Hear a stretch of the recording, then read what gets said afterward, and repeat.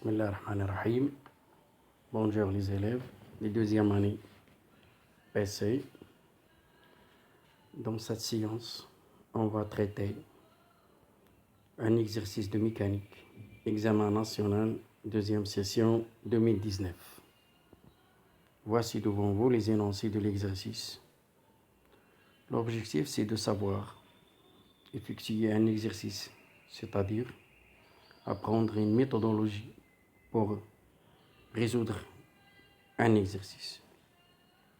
Tout d'abord, vous devez lire attentivement les énoncés et les questions 3 fois et vous soulignez les données principales. Puis, vous présentez devant vous les définitions, les principes, les lois que vous allez appliquer pour traiter cet exercice. Plus les outils mathématiques. On commence. Partie 1, mouvement d'un solide dans le champ de pesanteur. Donc, disons que vous avez bien lisé l'exercice. Alors, voilà devant vous un schéma. Un schéma de...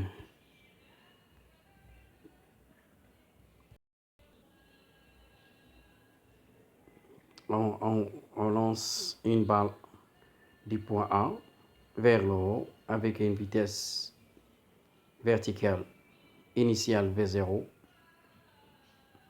Alors, on étudie le mouvement de cette balle dans un repère que l'on considère comme galiléen, OK, qui dirige les côtes Z. La première question qui est devant vous, définir la chute libre. On dit un corps est en chute libre s'il est sous l'action de son poids sauf, tout simplement. C'est-à-dire, on néglige les forces de frottement de l'air et la poussée d'Archimède. Voilà. On passe à la deuxième question. Vous voyez la deuxième question. En appliquant la deuxième loi de Newton, établir l'équation différentielle vérifiée par la vitesse Vz du centre d'inertie G. Alors, la deuxième loi de Newton, sigma des forces extérieures est égal à M à G.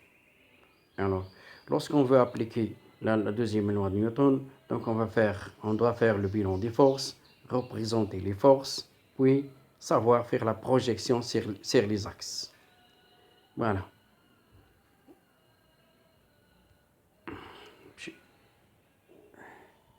Voilà la correction de la deuxième question.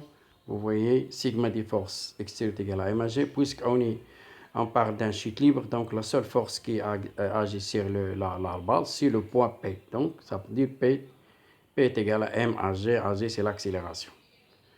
On projette étoile, on va appeler cette relation, on va l'appeler étoile, on projette étoile sur l'axe OZ, on écrit PZ est égal à MAZ. Alors, PZ, c'est le coordonnées du vecteur P.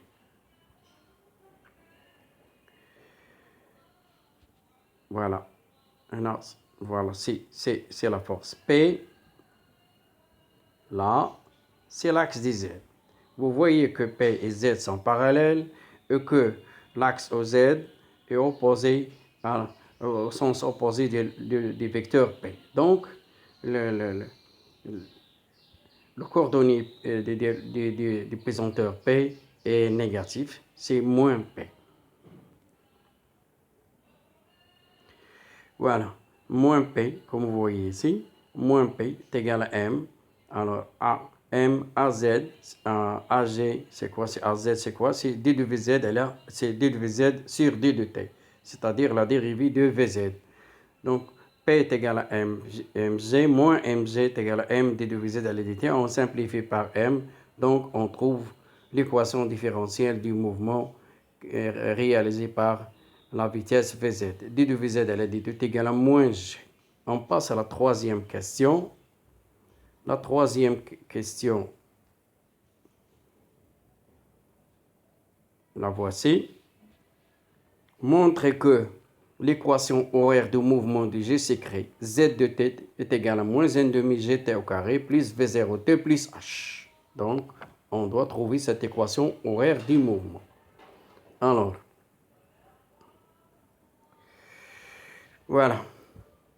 La solution, donc chaque équation différentielle, comme vous voyez, cette équation différentielle a une solution. La solution de cette équation s'écrit Vz de t est égal à moins gt plus c. Voilà. Si on dérive pour qu'on vérifie que cette solution est la solution de l'équation différentielle, on dérive Vz, d de Vz sur d de t est égal à moins g. Voilà. Donc, ça veut dire que cette équation, cette solution est la solution de l'équation différentielle. C, c'est une constante à déterminer à l'instant t est égal à 0. Donc, Vz de 0 est égal à C si on remplace t par 0. Vz de 0 est égal à C, est égal à V0. V0, c'est la vitesse initiale. Vous allez le trouver dans les énoncés de l'exercice. Donc, V de t, vous voyez, V de t, Vz de t est égal à moins gt plus V0. On sait que Vz est égal à quoi? C'est la dérivée de z par rapport au temps. Vz est égal à d de z sur d de t est égal à moins gt plus V0. Donc, cet écriture qui est en rouge, c'est une équation différentielle vérifiée ou réalisée par z. Voilà. De même, cette équation différentielle a une solution. La solution de l'équation différentielle s'écrit comme suit. Z de t, comme vous voyez, est égal à moins n demi gt au carré plus V0t plus c. Voilà. Si on dérive cette équation, d de z sur d de t, la dérivée de t au carré c'est de t, on simplifie par 2, reste moins gt. La dérivée de V0t, c'est V0, la voilà. La dérivée de c, c'est une constante. Donc, la dérivée d'une constante est égale à 0, ce qui fait que cette équation est la solution de l'équation différentielle. Donc, Vz de t est égal à moins n demi gt au carré plus V0t plus h. Vous pouvez utiliser l'intégrale pour retrouver cette équation horaire du mouvement. Voilà. Ça, c'est la troisième question. On passe à la quatrième question. La quatrième question, vous voyez la courbe de la figure. Vous voyez, la courbe de la figure 2 représente les variations de la vitesse Vz en fonction de temps. En exploitant le graphique de la figure 2, écrire l'expression numérique de la vitesse Vz en fonction de t. Voilà. Ça, c'est le graphique qui représente la courbe Vz en fonction de temps. Ça, c'est l'axe du temps, ça, c'est l'axe du Vz. On voit que cette courbe, c'est une fonction qui est maintenant Vz, c'est une fonction qui est affine et qui est décroissante. Voilà. La fonction affine, elle s'écrit. Voilà. Vz de t est égal à at plus b. Toute fonction affine s'écrit comme suit. Vz de t est égal à at plus b.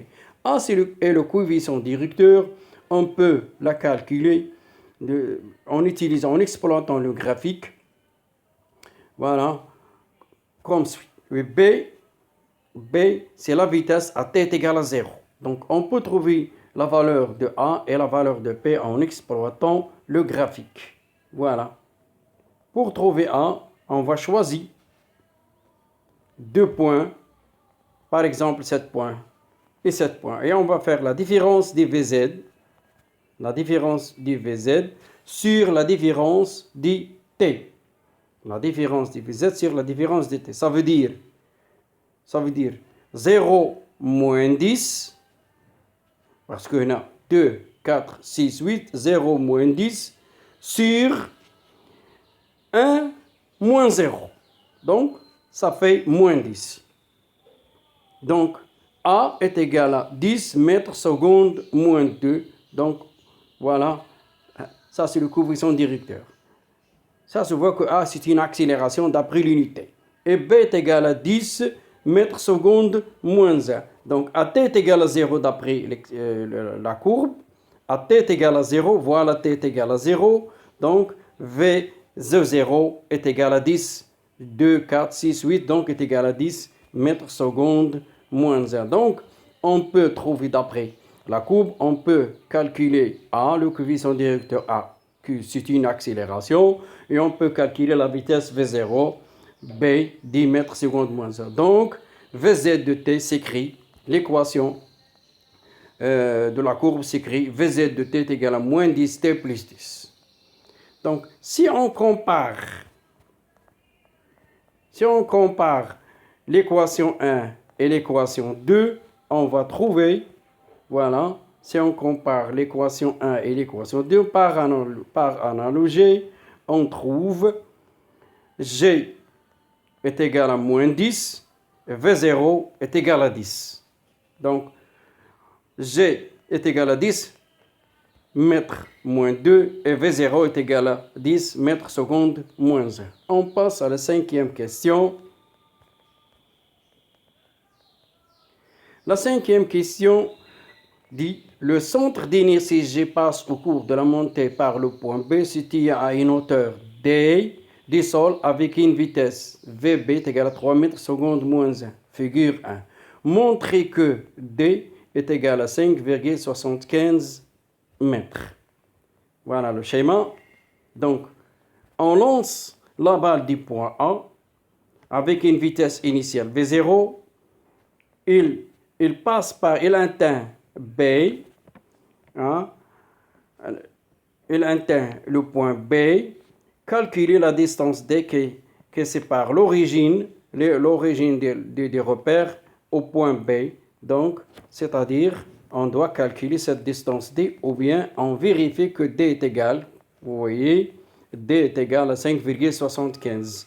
Donc, on a une donnée, la vitesse VB est égale à 3 mètres secondes moins 1. Donc, il arrive au point B avec une vitesse VB est égale à 3 mètres secondes moins 1. Comment faire pour calculer cette distance? Alors, en utilisant l'équation 2, voilà l'équation 2.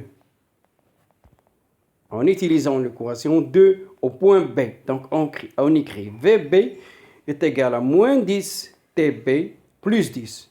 Pourquoi on utilise cette équation? Pour trouver la date TB, hein, à laquelle la balle arrive au point B, ou bien il atteint le point B. Donc TB, on fait un petit calcul, donc on trouve TB est égal à 0,7 secondes. En utilisant l'équation 3, où est l'équation 3? La voilà. Z de t est égal à moins 1 demi gt au carré plus V0t plus H. Donc, on remplace. Voilà, en utilisant, on trouve ZB, puisque G, moins 1 demi G, puisque G est égal à 10. Donc, 10 divisé par 2, ça fait 5, moins 5 TB au carré. Puisque V0 est égal à 10, donc on remplace V0 par 10. Donc, plus 10 TB plus H. On a TB, on a H, on peut calculer D. On trouve que D est égal à 5,75 mètres.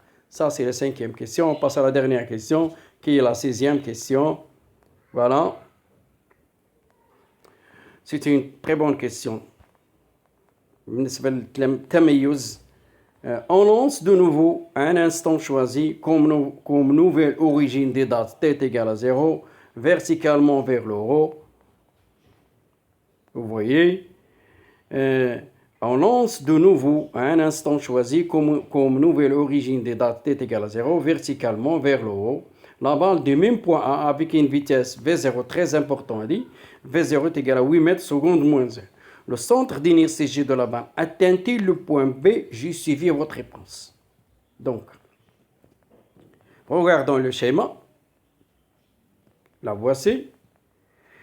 Alors, la première expérience, on a lancé la balle du point A avec une vitesse V0 égale à 10 mètres secondes moins 1. Donc, elle atteint le point B.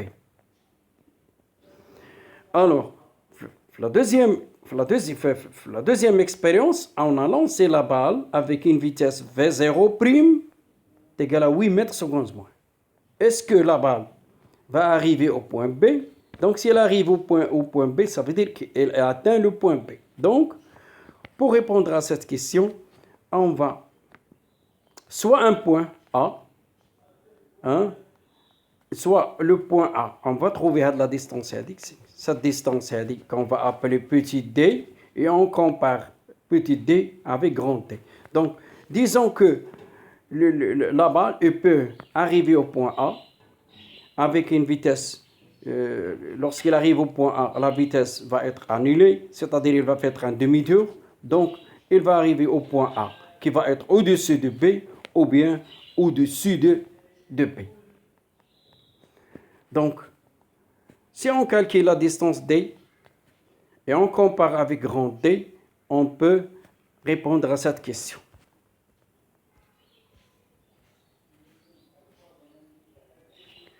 Soit le point A, qu'on a considéré sur le schéma, soit le point A, tel que VA est égal à 0. Parce qu'on considère un point A, lorsque la balle arrive au point A, sa vitesse va être nulle, car elle va faire un demi-tour. En utilisant l'équation 1, Vz de t est égal à moins gt, cette fois-ci, zaïd V0'. Au point A, donc VA est égal à moins 10, G est égal à 10, moins 10 TA plus 8. Au point A, VA est égal à 0, donc on calcule TA. On calcule TA, la date ou bien le temps lorsque la balle arrive au point A. En utilisant l'équation 3, voilà, Z de t est égal à moins 1 demi gt au carré plus V0 prime t plus H. On va remplacer V0 avec V0 prime. Au point A, on écrit, au point A, comme vous voyez, Z1 est égal à moins 1 demi gt au carré plus V0 prime ta plus H. On a tout. On a G est égal à 10, on a TA est égal à 0,8, on a V0 c'est 8, on a TA, on a H, on peut calculer T.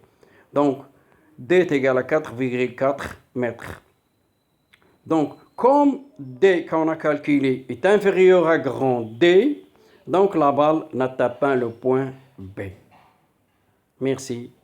إلى اللقاء.